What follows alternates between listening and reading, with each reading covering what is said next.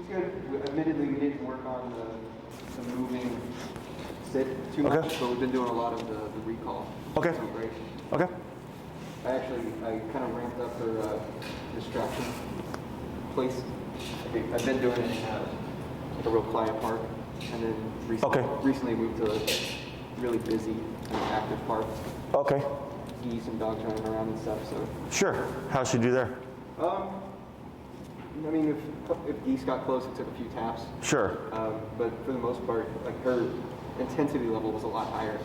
Oh, sure. Yeah. Dead sprint instead of just kind of trotting back. But for the, oh, you mean for the return, her energy was higher? Yeah. Okay. Now, were you working her sans leash or with the leash? With the leash. With the leash? Okay, cool. So definitely using distractions like that is super beneficial and realistic. One thing that I'll tell dog owners to do is, like, the dog has prey drive. So does she like squirrels or anything like that? Yeah. She does? Cool. So then, like, let's say you go to the park, come springtime, summertime, and there's squirrels. You can pop her in that long leash, have it in your hand, and, like, let's say there's a tree with squirrels and she sees it, heel her, but walk straight to the squirrel. And typically what happens is the dog will cave into prey drive, and they'll just book off. So then you'll just, do the pivot, but you'll most likely have to, like, be ramped up and override the prey drive as a way of proofing your obedience. Same thing with the recall stuff. When you use geese or squirrels or rabbits, you can call her in pursuit. You can call her just as she gets there, or you can call her as she's, like, been barking up the tree for like a couple of minutes. So you vary where the recall actually comes into play, because if you always call her, like, as she's chasing, she'll always, like, start to chase and then without being prompted just turn back to run to you, because she's going to assume that you're going to call her. So you would let her bark up the tree? Yeah. You're fine with that behavior? Yeah, because, well, if you're fine with it, your dog, right? Okay. But for me, dogs are predators. So I got my pit. My pit loves chasing squirrels, so I let her do it. But I know when I call her, she's going to come right back to me. Yeah. And you don't have to always let her, chase squirrels. You can even practice having her under control in that heel. So when I mentioned about walking towards that tree, you can be heeling in an area where there's lots of squirrels and geese and keeping her at your side. So she starts to learn, like, okay, like, it's not always a free for all, and I won't, every time I see a squirrel doesn't mean I'm going to be able to chase it.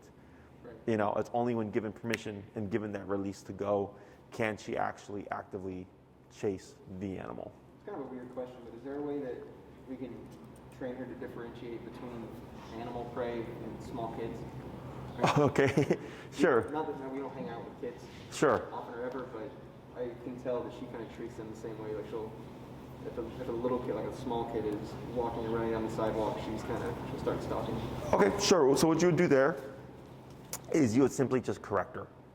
So, like, if you're walking and you see a child coming by and you see her go into that stalking position, easiest thing to do, if possible, is to come to a stop and just not move. And if she's still kind of going towards the child or whatever, on your remote, you may have to bump it and just tap to see if it snaps her out of that mindset. Okay, so you're just telling her, when you see kids, you don't stalk them. Yeah. Okay, and eventually she should become indifferent to them or ignore them. So if she sees a kid, she'll either look at them and not care, or she'll look away from them because she's thinking she's going to be corrected. Okay, now it won't make her not like kids. It's just she's learning that she can't go into that kind of headspace when she sees a child. Does that make sense? Yeah, literally my biggest fear is if some rogue child, like, ran away from their parents to try to pet the dog. Sure. I mean, I've had that happen to me. One thing that I'll do, because, like, my dogs are social. My dogs are fine with kids and they're fine with other dogs and stuff like that. But if they're greeted incorrectly, they don't like it. So, like, if a dog just charges up, my dogs will get tense because they perceive that as threat. Yeah. Or if a child just comes up, like, screaming, you'll see my dogs kind of go, like, we don't like your energy. So what I've done in the past, if I can catch it early enough, is, like, get in front and I just go, like, no, with a firm no. And it usually catches the kid off guard. There's been times where it actually happened with a client at Oz Park. Kid was running up and I just, like, instinctively just stuck my foot out like this. And the kid was like, what the hell? Because they're not expecting a foot to come out. And I'm like, you can't touch the dog. You got to go, right? And So don't be afraid to speak up if someone's child runs up to Ellie. Don't be afraid to be rude or to be curt, even if it is a kid, because one, you know your dog better than anybody else, right? And I've been bitched at by people for, correcting their dog, or like we've been charged by off-leash dogs, and I'll confront them to back them off and stuff like that. Kids, even adults. It's better than the alternative. Yeah, and then I've had people like, oh, like you're an asshole, this and that. I'm like, look, like you didn't ask for permission to pet the dog. I actually had a client whose dog was human and dog aggressive, and would lunge after everything. We got that reactivity fixed. Now the dog didn't like people. Like we couldn't make the dog like people, but he stopped going after people. And so they're waiting on the corner, and the dog was sitting at the owner's side as they're waiting for the light, and someone approached from behind and went to pet the dog, and the dog bit the person, right? And then the person started bitching out the owner, and the owner was like, if you would have asked me, I would have told you my dog's not friendly. Yeah. It's not, you blindsided us, and the owner talked to me, and I'm like, that's a valid bite, like in my book. Whether or not people think it's acceptable just depends on how that person thinks. But I was like, they didn't ask for permission. They came from this direction, which you can't see, right? And they touched your dog without permission. So I get it, but that dog wasn't a problem if you just left him alone. Right. Does that make sense? Yeah. So I've just learned over 10 years, I'm just curt with people. I don't say please, because a lot of times people will bypass please. Or like, let's say you see someone and they love pits and they have pits. Like, and they'll come up like, oh my God, look at that beautiful pit, right? And you're like, oh no, like, she doesn't like strangers coming up to her or whatever. And like, no, it's okay, I'm good with pitties. It's like, no, like leave my dog alone. So I've had that happen plenty of times. So don't, you feel free to absolutely step in, because she actually expects you to, right? Because if something encroaches in her space and she doesn't like it, what are we going to see? Her tense up. Her tense up, right? She's going, hey, I don't like this. She's giving signs of leave me alone.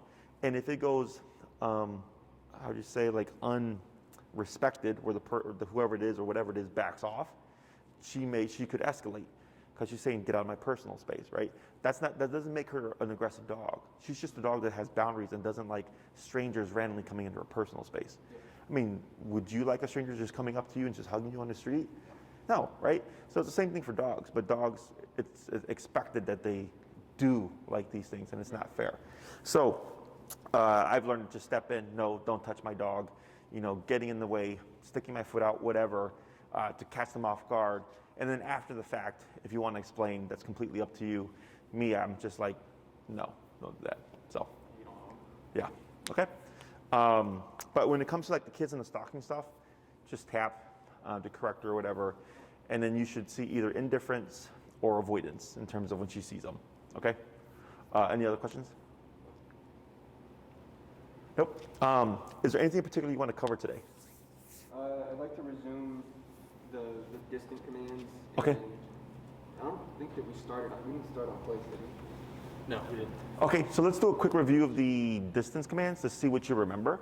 When it comes to the training, those things, it's really just practicing and building up to the level that you're wanting, right? And it's pretty simple, especially with a remote collar. And then the place command is a simple command as well.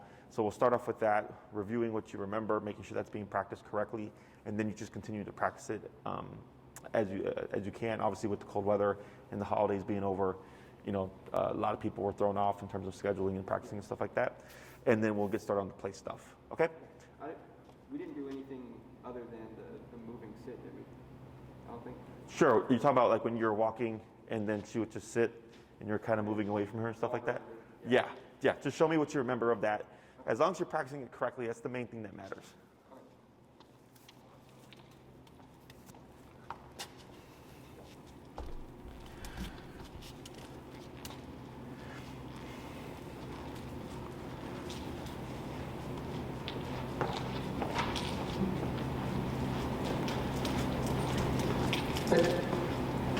Yeah, that's a good one.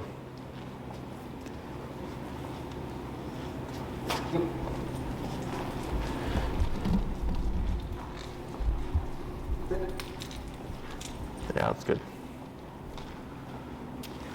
Yep.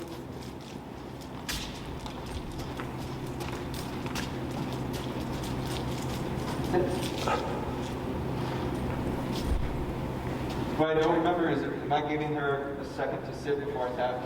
It's sit and an immediate tap. Now, if you say sit and you start to see her immediately put that butt down, you can avoid it.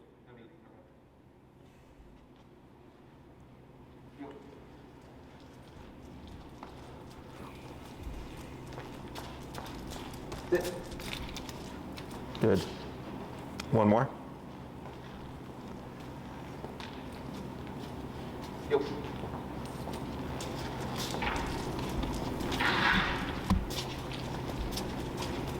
Sit. Good. And what's your number right now? She's at 45. Good. So, in terms of the application of that sit, right? Remind me, are you trying to get like the emergency sits where if like she's running towards something, you can get her to sit? Or if like just like if tap, or if it's just like if she's at a distance over there, you want her to just sit? Yeah, I think our goal is just at a distance. Just at a distance? Yeah. Okay, so then what I'd start doing here is all that looked good, okay? She still remembers, she was responding relatively quickly. Because the moment you said sit, I saw the butt going down. It's just not a rapid sit, okay, which is fine. As long as I see that butt going down, that motion, what she was doing is acceptable. So then what I would do is when you go out to the park to practice your recalls, put her on that long leash.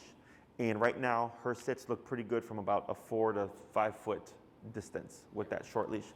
Is you start to work further away on the long leash. So then when you pop her on the long leash and you start to like meander a bit and just let her explore and stuff like that, like let's say for instance she's staring at a goose or something and you're behind her, I would sneak up kind of close and then give the sit as she's looking away from you, okay? This distance? Correct, right? So you're right behind her to see if, because even though she's focused on the goose, when you say sit, dogs are capable of being focused here but still being attentive to you.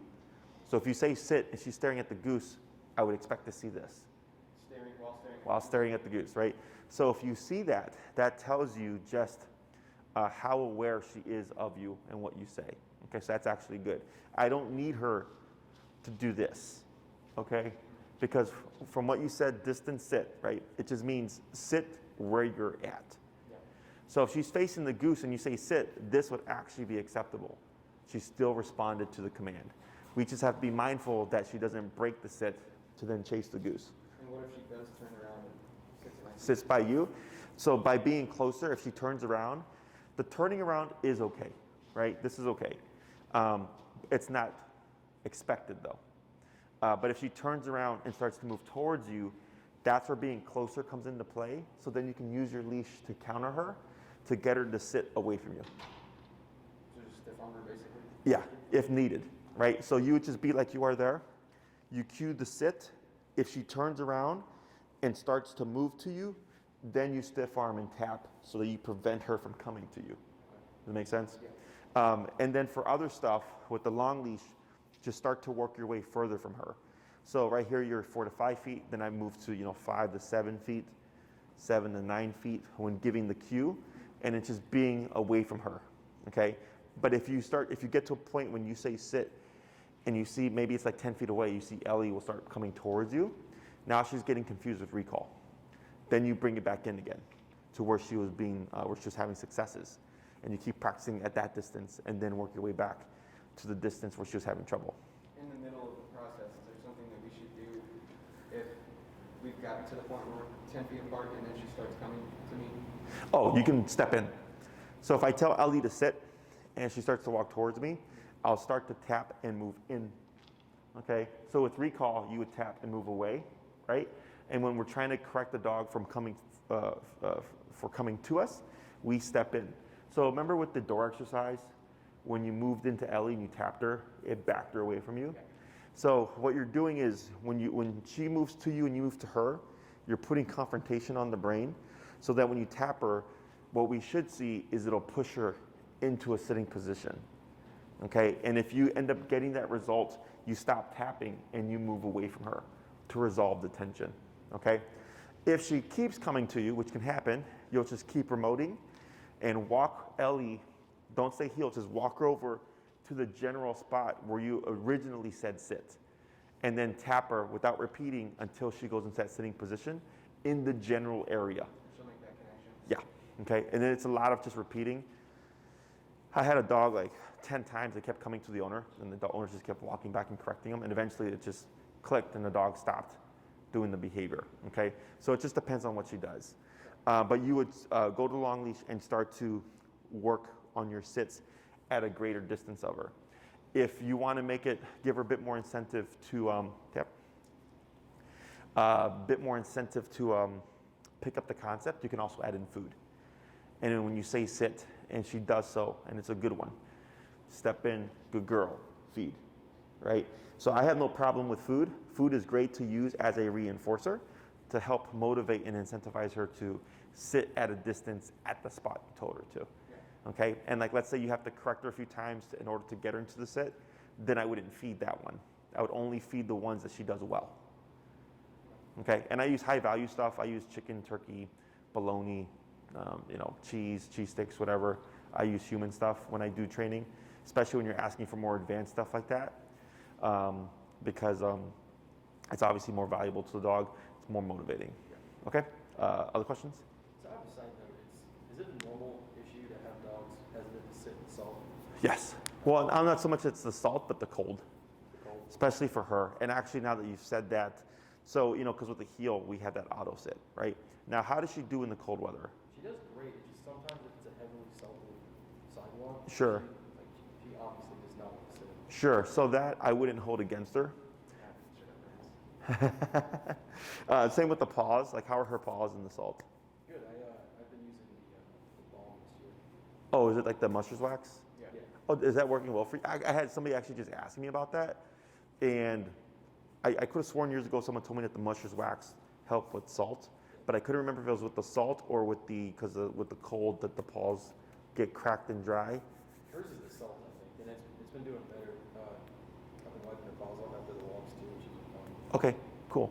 Then I'll keep that in mind because my guys hate the salt, especially my Chihuahua. He's like 8 pounds, so I have to like carry him over the salt and stuff.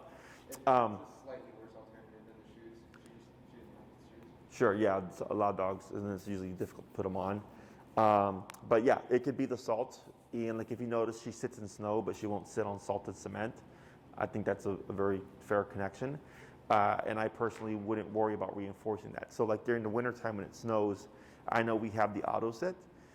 I'll tell a lot of my dog owners, if it's too cold for your dog to sit or it's too snowy, whatever, I'm not worried about reinforcing it as long as the dog is walking well in that heel position. But come the springtime or the summer, whatever, we go back to reinforcing the auto sits. Okay? Or if it's like, let's say in the summer and it's raining and it's super muddy and stuff and she doesn't want to sit down, that's fine as well. Because she's not doing it to be disobedient. She's doing it because the environment isn't comfortable. So, okay? Other questions? No? All right. So that should get you to the point of distance downs. It's just now working your way further from her. Okay? And then practicing whenever she's like, I wouldn't worry about doing when she's moving to something, but if she's like stalking and staring at a squirrel or something, you can throw in a sit right there, and she should be able to do that. Would we need to completely start the process over for lay down? Yes. So for down, what we need is a quick down. First, it has to be down, boom. It has to be that quick, okay? Because if it's not that fast, when you cue the down, at a distance or if they're in motion, it's not gonna register. Okay. I mean, if we nailed sit and she's 30 feet away sitting, would we need to start back here with down? Correct. Yeah, it's a reset. But the down itself has to be fast. Yeah. So once you get it fast at your side, then you move to the next step, which is the down as you're walking and down at different angles to you, and then slowly down from a distance. Yeah, so it's all the same steps, but first down has to be fast, and then once it's fast, then you start with the same thing we did here. Okay? If you're really just wanting a distance command, sit is probably the easiest, because once you throw in the down, dogs tend to get confused with the two commands.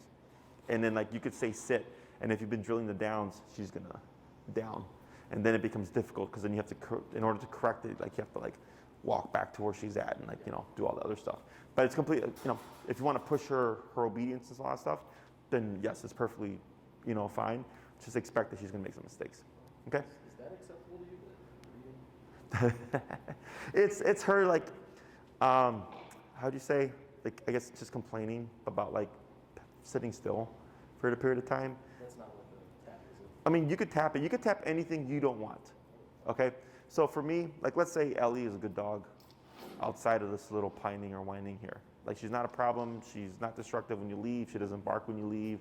She's minding her business on the walks and all that stuff. Then I go, for me personally, I probably wouldn't care. But if you're like, no, that's something we want to correct, then you can absolutely correct it. Okay, anything you don't want. I always tell everybody, your dog, your rules. So if you want to be more strict and disagree with these things, you simply tap it, and of course adjust the number until she completely resolves that whining. Okay, other questions? Yeah, I had another question about the home visit work that we were doing.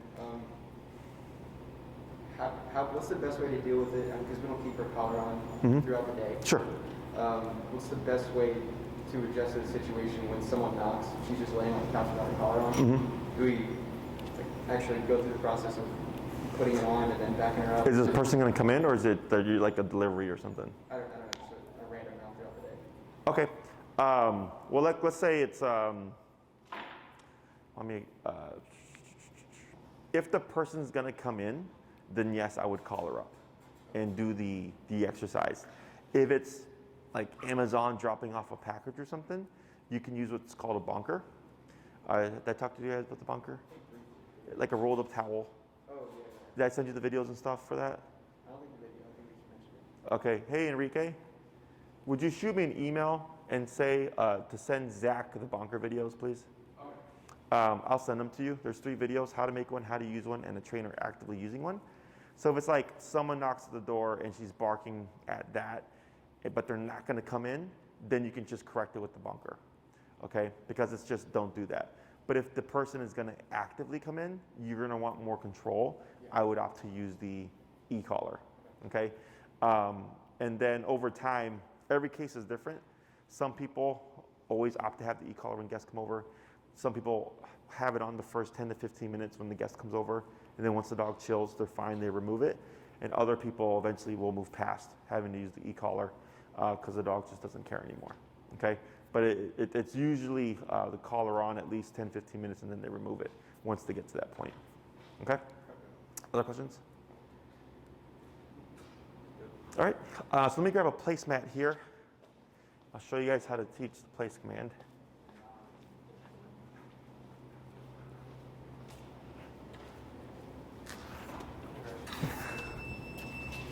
All right, so with the place command, it can be anything that has a perimeter, okay? So we're using an elevated dog bed here. If she has a dog bed at home, you can use a towel, you can use a blanket, you can use like a kitchen mat, you can even use your couch. It just has to have a perimeter, okay? So with the place command, what I like about this is it gives you stationary control, but it's not as strict as the sitter down, right? So right now we've had her sitting for like maybe 5 to 8 minutes, and her like that whining and stuff is kind of like just her not wanting to be sitting still for so long, which is normal.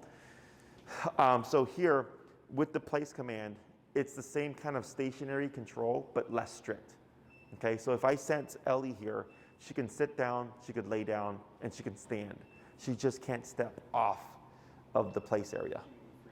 Correct, right? So like I had a client, for instance, who had an area rug as big as this like square here.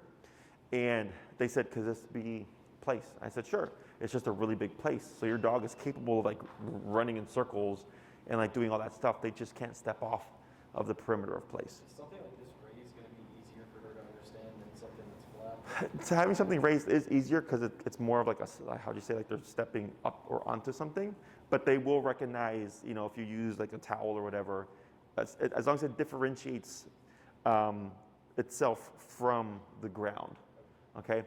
So like I was doing a training session at Oz and I forgot to bring this, and we were doing place, so I just took off my jacket and I plopped it on the grass, and I said, this is going to be place for today. Okay? So it can literally be anything as long as it makes a perimeter. Okay? If you use the same thing, it's obviously easier for the dog to catch on to that. So like let's say she has a dog bed in the home and you use that, and anytime you send her to place, she'll recognize that object as her place. She can also have more than one place. So you could have, you know, the dog bed at home, and in the car maybe you carry like a towel or a blanket with you, so that when you go somewhere else and you want to have a moving place, if you will, you could just bring it out your car, plop it down, and that's the second place that she has. Okay? I've had people have a different place in each room. They'll have a dog bed in the bedroom, dog bed in the dining room, dog bed in the living room, or whatever. And if you're in the living room and you said place, she would opt for the one in the living room. If you're in the dining room, she would opt to go to one in the dining room, most likely not the one in the living room, because she's going by context. Does that make sense? Is there a different command for each place, or is it the Same command. Yeah, she just learns like, oh, we're in the living room, you said place, then I go to this one. Okay? Other questions? What's your number currently? I dropped it down to 38. Okay, so let's go and bring Ellie over. And what you're going to do here is I'm going to have you brace, because in the beginning sometimes dogs, since they're not familiar with the area, they'll be a little resistant. So you're going to brace the placemat with your foot, and you're going to start about a foot away with Ellie. And what you're going to do is you're going to choke up on your leash so you're closer to the collar. You're going to start tapping, and as you're tapping, you're going to begin to pull her towards the placemat, okay? So then you're tapping, tap, tap, tap, and the moment Ellie pops onto the placemat, you're going to stop tapping and stop pulling and release pressure. If she happens to veer off, you'll simply counter her with the leash pressure and start tapping again until she goes back on. Then once all four paws are on the placemat, we stop tapping, okay? Then once she's settled for a second or so, you're going to cue the word break or whatever your release is, and you're going to move away from the place to draw Ellie off. Then you're going to come back and walk to it, and then repeat, you know, stopping at a foot away and tapping the center there. Well, if you're doing a come, then you're practicing recall, right? And if you do this at home, just know the difference is if you call her, come means to come to you, and break simply means you can now do whatever you want. You're free. She could, exactly, yeah. So we might see at some point when you walk towards the placemat, Ellie is just going to run to it and hop on by herself. If she does that, you want to pull her off or stop her from doing so, okay? Because we don't want her to assume to go there. We want her to go there in response to the collar, so that we know she's learning that the e-collar means to now also go here, okay? I don't know if it's a relevant foundation, but at least at home, she's really good at it. We pick a piece of furniture and point at it with a tree. Uh-huh. She'll jump up there. Uh-huh. Is that something we should incorporate here, or just start fresh? When you send her to pieces of furniture, is it like for her to go there and stay there, or is it kind of like just something to do as like a fun little something to do? Keep that separate, okay? Because this is functional and discipline, right? It's hey, go here, don't move for 2 hours. And if it's kind of you're just going like go to the couch and then go to the ottoman and then go to the rug, that's just kind of like a game you're playing. I would keep that with the food and whatever. You can do the point and go like place, you know, kind of that same concept, but just remember that when you're doing that, in this sense, it's meant to be functional. Okay? So we point here, we're relying on the cue for her to understand how to read.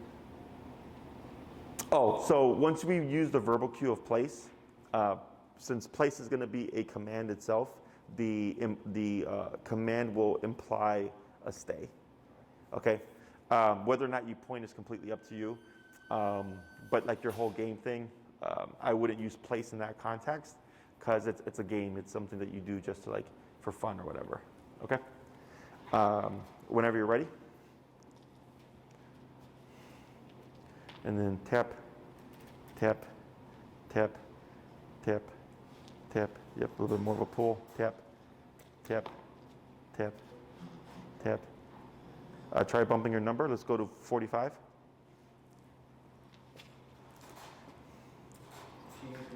No, it's fine. Tap, tap. Right there. Now here, you go in, now back, tap. Good, wait a moment. Now praise. Wait a moment. Tap. Because she's trying to step off. Good, wait a moment. Release. Yeah. Go, good. And then you're gonna move around and you're gonna come back and you're gonna represent her back towards the placemat.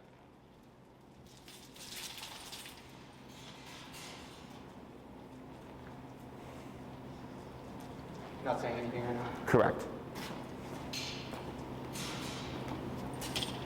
Good. Go ahead and praise. And release. Good. We're going to try that 3 more times. Am I tapping if she goes straight on? Yeah, so you still want to tap. So what you'll do here is when you come to the placemat, you want to stop and have her stop with you, and then start tapping. And as you start tapping, then you start pulling. So what happens here is we want her to recognize that when she feels a tap, it means to go here. And then once we create that connection, we're going to layer in the command of place as the verbal cue. And then am I manually stopping her? Correct. Yeah, you wouldn't tap her. So if she tries to go by herself, you would simply stop her with the leash, then just pause for a second, then start tapping and leading her with the pressure. I mean, once she's on, do I have to put pressure on the leash so she doesn't walk right off? Oh, no, you're fine. You relax it. Because if she wants to walk right off, you would start tapping and then pull, and that's how we create the implied stay. That's how we create the function of you go here and you don't move for the next 30 minutes, whatever. Okay? Release. Go.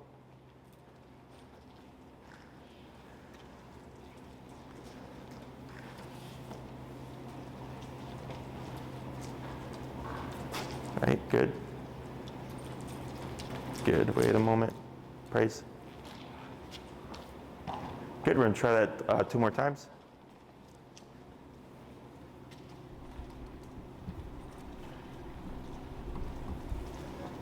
Hey, Enrique.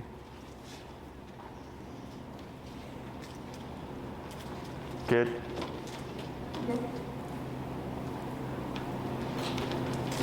Tap. Good. Wait a moment. Then release when you're ready. We're going to try one more.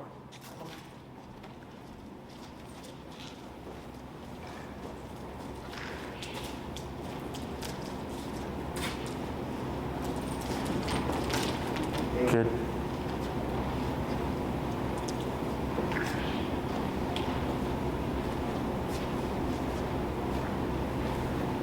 Good. Are we at a point where she thinks she has to sit? That we should. Oh, so that's optional, right? Like she's just doing it by herself. If you did this at home and like left her there for 20 minutes, she'd probably just lay down. Okay? So she can sit, stand, or lay down. She just doesn't. I don't care what she does. She just can't leave off the space. So what we're going to do now is we're going to do that same exercise, but instead of stopping a foot away, you're going to stop about 2 to 3 feet away. Okay? And then we're going to stop her, of course, with us. Wait a moment. Start tapping, and then have her go there via the tap and the pull. For the sake of the exercise, if she doesn't sit and we pause, is that worth the tap? Oh, when you come to the stop? Yeah. No. So she should. Because since we're not in a heel, she can technically come to a stop with you and stand. Okay?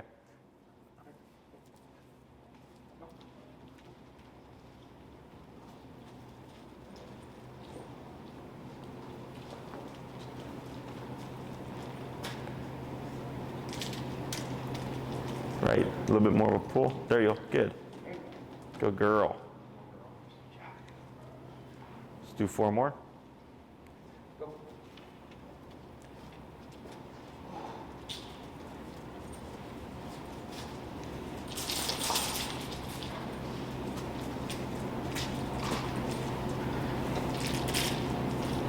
Good. Yep. Once she starts heading towards the place, are you still tapping? If it looks like she's going to go fully, like 100% of the way there, you can lay off the pressure. Go. Good, 3 more.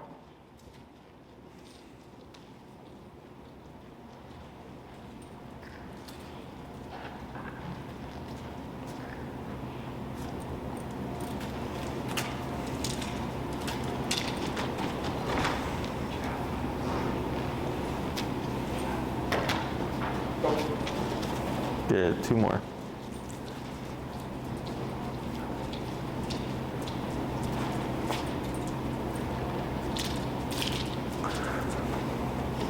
Good. Going to walk around here to see if maybe she tries to walk off. So her standing again is okay, as long as she doesn't step off of the perimeter.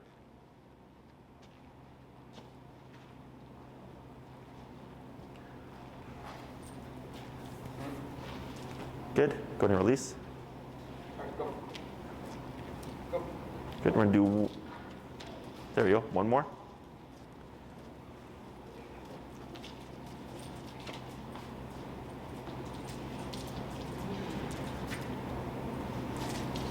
Good. Going to walk around a little bit. Tap, tap, tap, tap. Very good. So you see how with just the taps alone, she was able to go back onto the placemat, right? So that's her starting to associate that now taps also means to go back to where she was. Good. We're going to keep her there, but let's go ahead and swap handlers.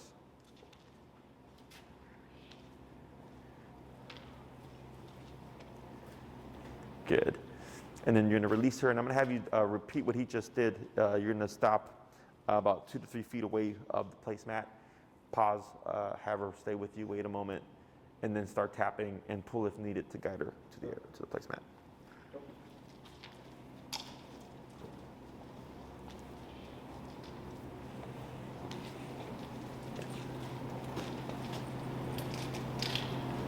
Good.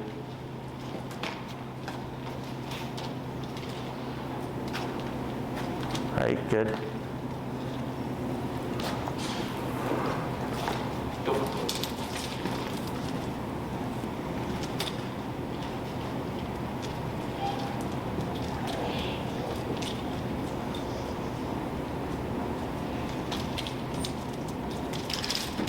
All right, there, should I pull her off? So yeah, so what you can do here is don't worry about tapping, just pull her back towards you.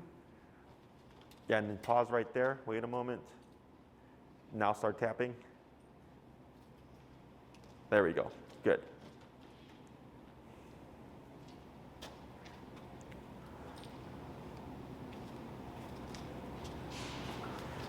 Good, and release. Good, 3 more.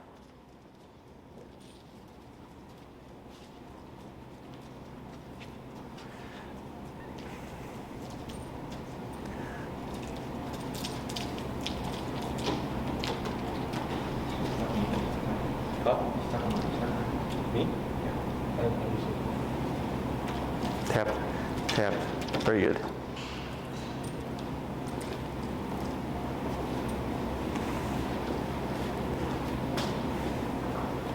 Go. Good, 2 more. Are the place commands different per item? Yes. Per place? Yeah, so like let's say when you go home today, you want to like transfer this to her dog bed or whatever, you would have to repeat this exercise, but she'll get it very quickly. Because right now we're teaching her the concept of it, and when she knows the concept, it easily transfers to other objects. But if we're doing the dog bed and then my bed and then the living room couch, are we calling those different things for her? You can keep them all place. If you wanted to keep them different, like place, couch, and bed, you can do that as well. So generally just the context of being in that room. She'll learn what place is in that context, yeah.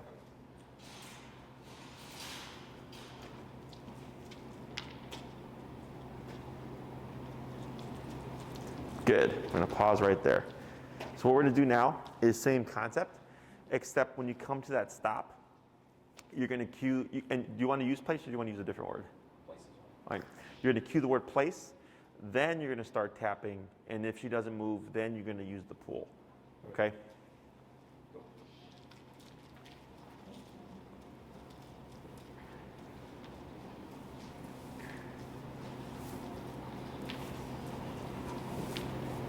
Place.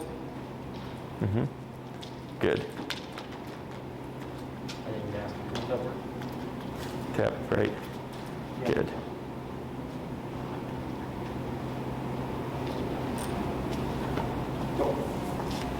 Gonna repeat that 4 more times.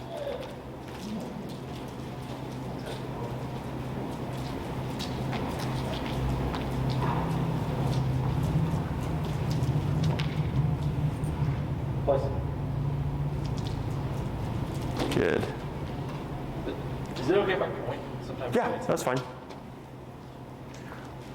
Tap, tap, tap. Good.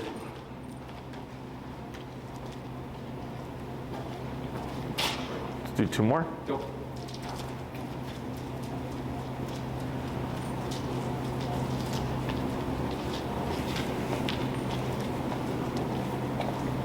Place.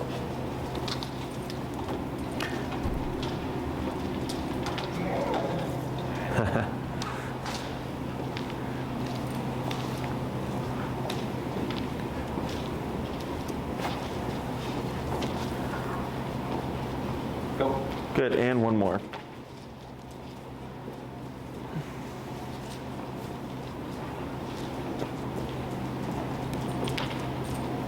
Place.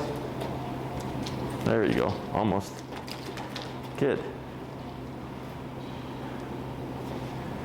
And here we're going to keep her on place, then let's go and swap back.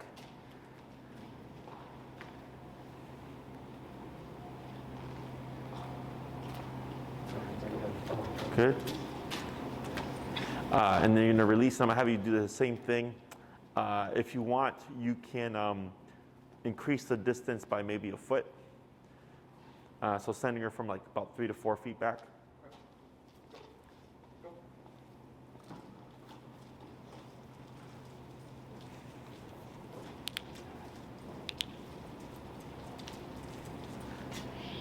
Place. There she goes. Yeah, the girl. Good job. Tap, tap. Good.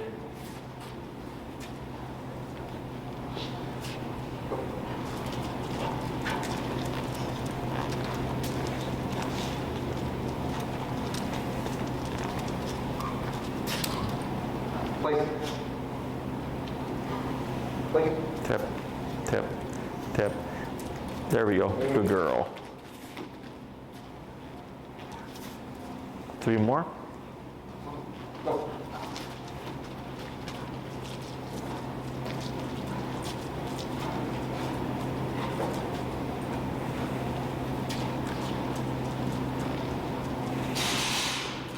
Place. Place. He had a girl. What did you say? I said I had a girl. Oh. Yeah.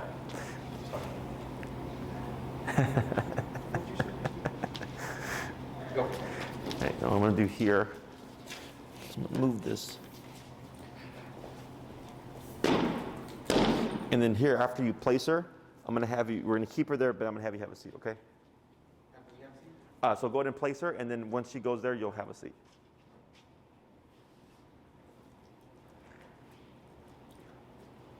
Place. Good. Tap, tap, tap, tap. Yep, a little bit of leash pressure. Tap, tap. Good. And then here, now go ahead and have a seat. Tap, tap, tap, tap, tap, tap. Good. Good. All right. So here, when you placed her, first she goes to you corrected her, she goes back, then you had a seat, then she goes to you corrected her, she goes back, right? That's how we create the implied stay. So right now we're practicing what we call the send. When you say place, Ellie goes to the bed, the couch, or whatever it is that you're needing her to go to. Then there's the stay aspect of it. So to create the implied stay, what I have my clients do is practice this when you're going to be doing nothing. So like, let's say you're going to watch a movie on the TV or whatever. You're on the couch, you can move her dog bed, place her right next to you, put her equipment on, have her leash on in the beginning. Ellie, place, you tap her, she goes there, you sit down, and you watch a movie for an hour and a half. I think it's more productive to do it in a place she wouldn't normally sit. The command of place itself, like Yes, somewhere she wouldn't normally sit, so she knows. you can, as long as you're going to be nearby. Okay, so the reason why, like let's say the couch is here and I'm sitting down and the dog bed is here, is that like right now Ellie got up 2 times in the span of like 1 minute, right? It was easier for you to correct because you were in the immediate space. So if we start off with Ellie in the corner of the house or the corner of the room, and then you're on the other corner of the room. If she gets up and you correct her and she doesn't go back, well, now you have to keep tapping her, then you have to walk her all the way back across the room. I think what he was getting at is, if we're watching a movie, there's a 95% chance that she's already going to be laying down in that place for an hour and a half. Oh, sure, like something you've done, just like. Yeah, so they differentiate.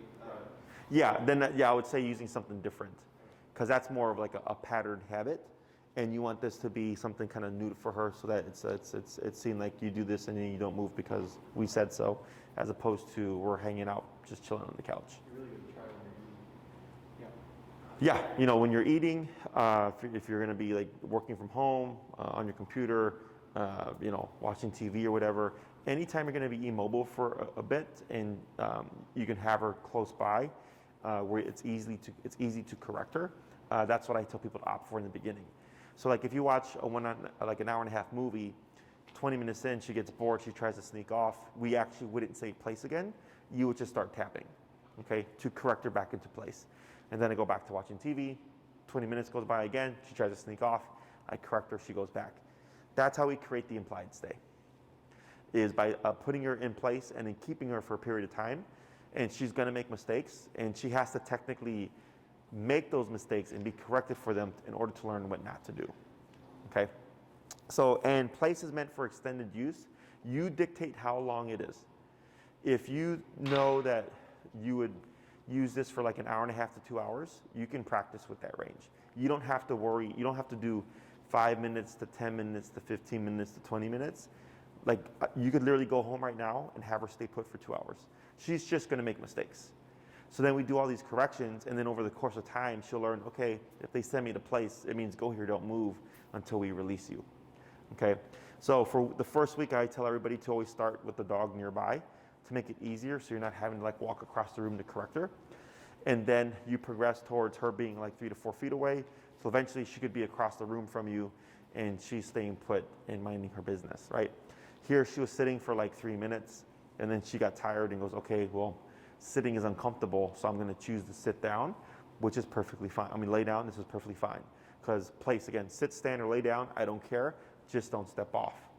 Earlier, when she was sitting and she was getting up, you had to correct that because you said sit. And sit is this. There's no laying down or standing up from a sit position, it's you have to sit. That's why that was more strict, okay? So when, like, let's say you're in a springtime comes along, and you want to take her out to a restaurant or something like that, you bring a towel with you or a dog bed or whatever, you pop it down, place, she goes there, and then you eat food or whatever. Okay. Questions about this so far? Is there a way to eventually work that into, I guess, an imaginary line? Like, if your dog is perfectly trained and you bring it to the restaurant, does it still require the towel, or can you do place? Oh yeah, you need to have a perimeter. Because she needs to see something. She needs to see where her perimeter is, So like I had a client, they had a Saint Bernard, and they didn't have a dog bed for him. So what they did was they just, in the kitchen, they actually, with painter's tape, kind of did this and taped a section of a corner. And they're like, could that be placed? I'm like, yeah, because even though there wasn't a change in texture or anything like that, the tape marked what the perimeter was. Okay, so unless you want to carry tape with you and put some tape on the ground there, a towel or blanket for the place command, something of that is required. Okay, so she knows where her boundaries lie. Something that's very common is like my Pit when she was a puppy. Like I would put her on place, and I'd leave, and I'd come back, and she'd be with like 1 foot on the dog bed, and she'd be like out like this, right? So she knew she was supposed to be doing something with the place because she kept her toe on it, right? But obviously places all of the dog on the placemat. So then if you see Ellie, you'll start to see like, they'll just kind of slowly start to inch over and stuff like that. You want to correct that with a tap. Even if she's not stepping off yet, you can already see the thought process of her trying to sneak away. You would want to correct that as soon as you notice it, okay? There's no limit to this. Like you could do place for 6 hours, 30 minutes, an hour, 10 minutes, you decide, okay? If you know you'd be using this for an extensive period of time in the spring or summertime, my suggestion is you start practicing in the home in those ranges. You know, you don't have to do it every day, but at least a couple of days a week to keep it functional so that come the springtime or whatever, she's already used to that, to being stationary for a period of time. This is like the easiest thing to practice because you can practice whenever, and it's like the most overlooked thing because I think it's so easy that people just think, well, I can do this anytime. And then fast forward to like the springtime or the summer, like, let's take our dog to the restaurant, and then it's terrible because they haven't practiced it. So. Is it a bad idea to combine that with the door knocking? So you technically could. So this is technically an option for the door knocking. Now the difference is, let's say at 6 o'clock you're going to have a guest come over. At 5:30, I'd already have Ellie in place, and in the beginning you'd want to have all your equipment on, including your leash. She's already in place. They knock, they come in, all that stuff. If she respects the command, she should not break off of the bed itself, right? But the difference is, if she's on place and she hears a knock and she triggers into territorial behavior up here, you're not going to see anything, maybe outside of barking, because she can't leave, okay? But mentally, she might be stuck on territorial mode. So then when you release her, you might see her charge the guest and be like, who are you, right? Because now she's free to be territorial. What I would do instead is you would back her away. Then once she's been backed away, because then you're shutting down the territorial mindset. Yeah, then you would no, I'm sorry, not after she's been released. Instead of with the door knock, if they knocked, right, instead of already having her in place, you would still have her loose, but you would back away from the door first, and then you would use the command of place. Because you're shutting down the territorial behavior first, and then you're giving the command of place. Okay? If you just do place, there's nothing turning off the territorial thought process. And then that's where if she's released, she could trigger into territorial behavior, right? So it's kind of like an excitement. If Ellie, let's say it's somebody Ellie's really likes, and she gets really excited and she would like to jump on them, if you tell her place, she can't jump on them because she's on place. But the moment you say, Ellie, break or go, she's then free to go, and she's going to be excited, you're going to see the jumping. Does that make sense? So then if you did the back away and then you did the place, because you backed her away, you calmed her down, then you sent her to place. So if you were to release her, technically we shouldn't see the jumping because you had backed her away to calm her down in the first place. Does that make sense? Yeah. So my preferred method is always just to back the dog away. It's the simplest. But if you want to use it in conjunction with this, technically you can. And that generally keeps them down when you back them away? They would ramp back up when... Unless the person does something, right? So like let's say you back her up, she calms down, your guest comes in, everything's fine. And then all of a sudden your guest's like, oh my God, Ellie, you're so pretty, right? Now there's been a change of energy and it's being projected to her. I would expect something to happen, okay?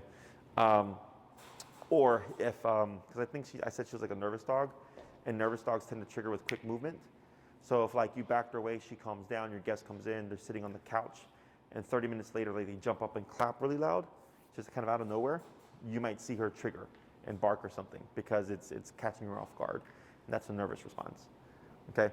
But I would anticipate to not see anything unless something out of the ordinary happens, okay? Other questions? I think here. Once you get the send down, meaning you can say place and Ellie just goes, typically about 4 to 6 feet is the norm in terms of distance. You don't have to practice the sends anymore. The place and then go and then place and then go, because she already learned the object, she already learned the command. Then you can just go to application, telling her to go to place and then keeping her there for like an hour or 10 minutes or whatever it is you choose to do. So you don't think you can practice from a distance? If you want to, you can.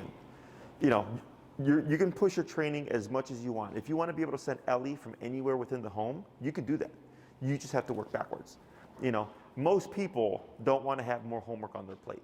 So then the norm is usually about 4 to 6 feet. But if you really want to push Ellie's obedience, you're more than welcome to teach her place from like the kitchen to like the living room, which if you did that, if you're using multiple places, like one in the bedroom and one in the living room or whatever, you would want to have a visual cue to differentiate where she's going to go.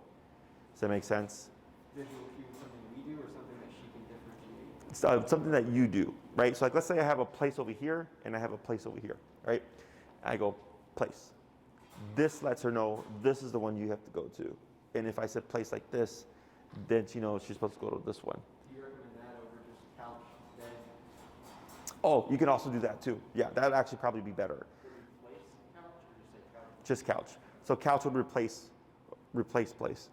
And then I actually think that would work better if you're trying to teach her to go from other rooms. Because if there's like 3 places, and let's say there's no place in the kitchen, and you say place, like which one is it going to be, right? So then I would say if you're going to do that method, then a different word for each object would be best. Okay, and then you'll have to work each object individually, because now even though the concept is the same, the word is different. So she's going to have to learn that word, and then you're going to have to work it backwards.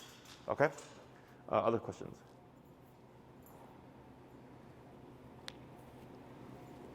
All right. So pretty straightforward stuff. So if anything pops up with Ellie, you always are welcome to shoot me an email.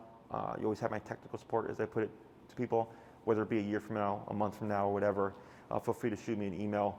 If something ever happens that's concerning and you want my opinion on it, shoot me an email. I had a client's dog bite someone and they thought their dog was aggressive, and I was like, tell me what happened. And there was like a lot of stuff that had happened that I said, that makes sense. Your dog was stressed out, but also your dog was protecting the home. They didn't know that, the person coming in was a friend. I was like, because if it was like a burglar, like in the dog bit the burglar, like you wouldn't be emailing me about it being a problem. You'd be emailing me saying like, oh my God, our dog protected the home, right?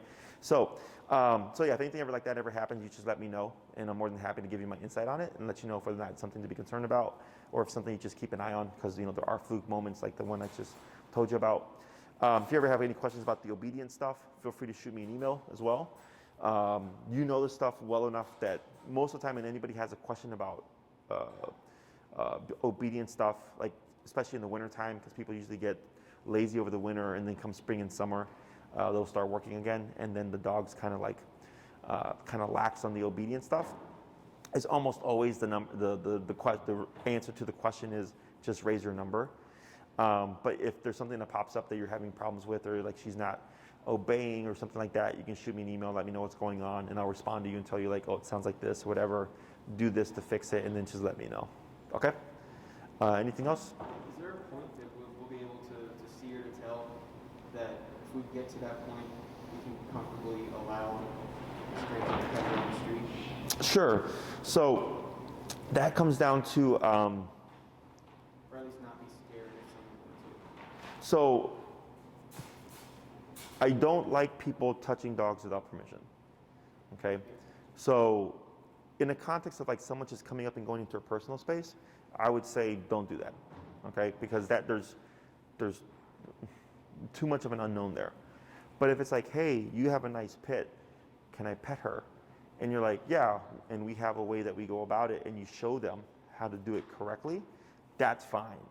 And that comes down to just personal comfort. I have a video, I just did it with the Roddy, that I can send to you, where I showed the lady how to, because she's trying to socialize her Roddy, so that because he's not aggressive, he's nervous. And if you come in too close to him too quickly, he barks and lunges.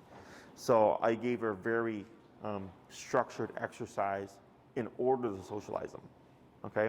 So I can send you that video, and it's pretty straightforward. And come like spring or summer, you can socialize her proactively, if you like, using that approach. We do use a muzzle, because it'll make the person feel better. Because if you tell someone, hey, pet my dog, we're trying to socialize them, people are like, why? It's funny, because people will touch your dog, no permission, right? No problem, I'll just touch your dog. But the moment you tell someone, will you please pet my dog, we're trying to socialize them, they'll be apprehensive, okay? So, but I know she's already muzzle conditioned, because I think you guys had come in with her on the muzzle. And then, so in the video, I'll send it to you, and you can watch it, and you can see, it's towards the second half of it. The dog's got the muzzle on, and you see how she positions herself, and I explain how we can use food or whatever, and how people should approach the dog, and if something happens, correcting and all that stuff, okay? Yeah, just living in Wrigleyville, I mean, we don't let people pet her, Mm-hmm. but I just assume it's inevitable that someone's going to do something at some point. Yes, Or you know, some drunk it's day. unfortunate, and that actually happened to me in Jupiter because my girlfriend's dog is a nervous dog. And 3 drunk people in the span of like 15 minutes came over to try to touch the dog. So yeah, it can happen, right? But like I said, you know, don't be afraid to speak up, body block or whatever, step in for Ellie. Because unfortunately, if something happens, the dog is who pays for it, not the human. So, but yeah, I don't find Ellie to be an aggressive dog. The stuff that you saw within the home, territorial behavior, it's normal. Someone just coming into her personal space without permission and she's like, hey puppy, la la la, right? She just doesn't like the energy. You know, so like the Roddy, on the second class, I crouched down because the first time I met him, he lunged at me because he was nervous and stuff when I went to touch him. And then by the second class, he was running over to me to say hi. And the lady was amazed. And I was like, yeah, because I'm like, I've respected his space. And he's looked at me, he's like, oh, he's like, you didn't try to force, you know, touch me, you know, or whatever. So I like you, you know. So you know, not all dogs are the happy-go-lucky Goldens that love everyone and everything, but that's fine. Like as long as she's not lunging after people and stuff and minding her business, she's fine. It's just when people step in without permission that they're creating the problem. Well, I don't remember if we talked about it or not, but usually her process for somebody new petting her has been like, she'll walk up, we'll engage, we'll be talking, she'll walk up, ears back, tail wagging, looks like a nice dog. They'll start petting her for 5 or 10 seconds, and then she turns it over. Yeah, so then that's a nervous response. Because what happens is she comes in, everything's fine, and if like the person's bent over and just like, oh, like, hey, you're so cute, because they see a wiggly dog, so then they give energy too. And what happens is there's either too much energy, and at some point she goes, okay, I don't like this. This is too much for me. And they'll do that to kind of set a boundary. Or 2, it's kind of like they come in and it's like a honeymoon phase where like, oh, they're all happy. And then the brain settles and then they realize like, hey, you're in my personal space and you're hovering over me, or you're like really big on energy and I don't like that. Then nervous response kicks in. And then we get what you just said there. And sometimes it can also be the dog just being a bully, where they're like, oh yeah, I'll say hi to you. Okay, that's enough. You know? So not out of the ordinary, but definitely I would watch that video. Once I get it up, I'll send it to you. Watch it, because it's very controlled. Okay, it's very controlled and structured, and that'll kind of give you a better read on Ellie and whether or not she's capable of kind of opening up more and not doing that. Okay? You had mentioned there's a group of people like dogs Yes. that you can. Yes. If you guys are on Facebook, I have my business page, Canine Perspective, and then on there, it's on the community part of the business page. It says Canine Perspectives Pack Community or something like that, and you just click request to join, and then it's all past clients or clients that I've worked with that have reactive dogs or dogs that they'd like to socialize, and then you can post on there like, hey, we'd like to socialize our dog.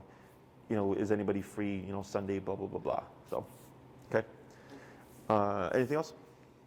Yeah, I didn't ask, is your daycare a good way to socialize dogs, or should we bring her back here once she's proven that she's not? Yeah, so what we would do is you just have her bring her on the muzzle, bring her with her equipment stuff, and then these guys will try to socialize her, and then they'll let you know where she's at. Now we can't make her social, but if you wanted to see what she's capable of. Now her being social here doesn't mean she'd be social with you, because this is out of her home area, so she's not going to be territorial. This is like neutral ground, you know. So sometimes owners will have issues with their dog outside of here, but here the dogs are fine, you know. Few and far between. I actually can't think of an issue where she actually was aggressive to her dog.